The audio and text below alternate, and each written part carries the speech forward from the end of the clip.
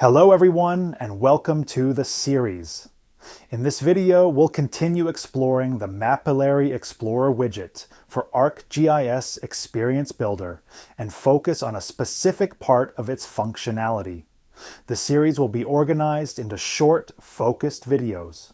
We'll start with the basic connection between the map and the widget, then move into coverage modes and turbo navigation, followed by appearance customization and feature detection layers.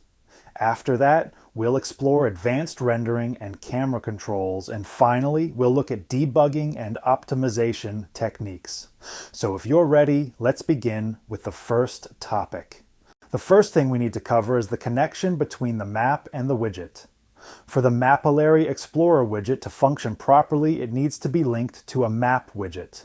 This connection is essential because all interactions, such as navigation, synchronization, and spatial context, depend on the map component.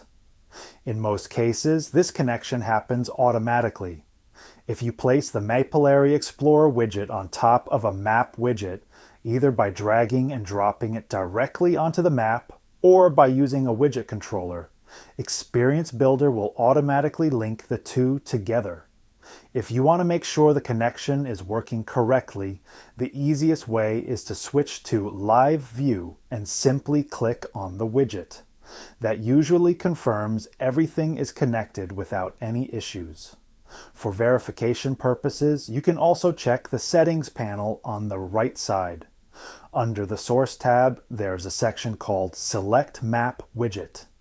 Just make sure that the map, usually labeled as Map, is selected there. Once this connection is established, the widget is ready to interact with the map. In the next video, we'll take a closer look at Sync mode, which allows the widget to keep the active image position locked to the center of the map. That will give us a better understanding of how the viewer and the map stay aligned during navigation.